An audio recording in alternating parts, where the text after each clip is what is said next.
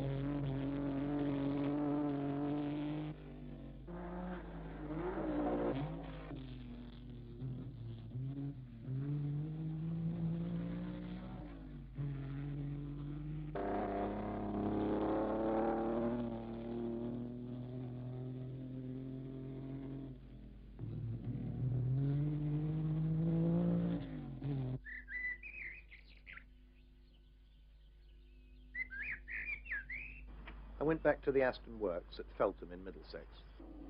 The Formula 1 project was squeezed in amongst a mass of sports car preparation. 3 DBR1 3 litres for the World Championship, 2 3.9 DBR2s, which had been used for non-championship races in 1958, and in amongst it all, they were trying to build a Formula 1 Grand Prix team. Unlike many race teams, nearly all the work is done at Aston in-house. Chassis construction, engine building, panel beating, the lot.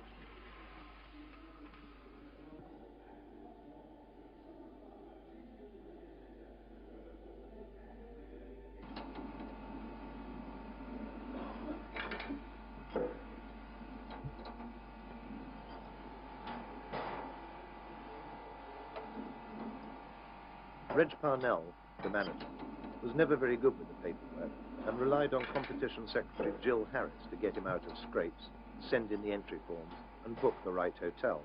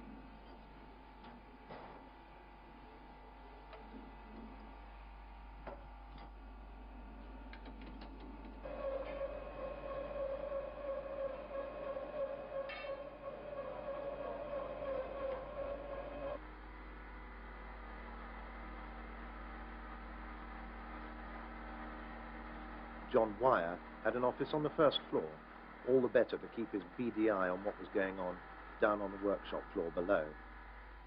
There was a feeling around that 1959 had to be Aston's year.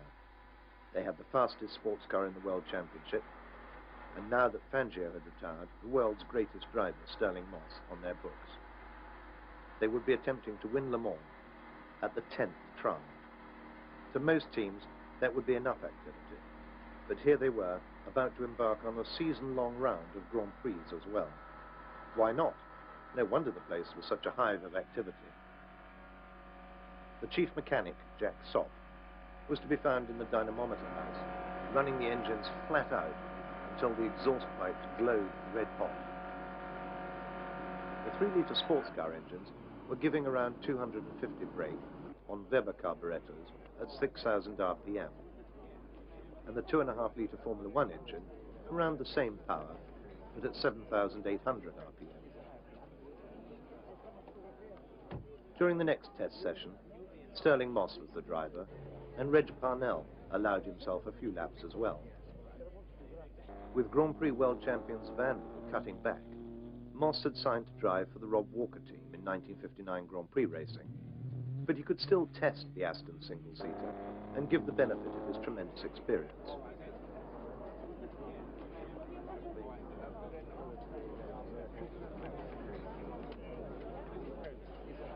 And so could Reg Parnell, as he took the wheel for a few laps. The DBR4's actual race debut was scheduled for the International Trophy at Silverstone in May. Before that, Aston's had the World Sports Car Championship to worry about. That meant a trip to the United States.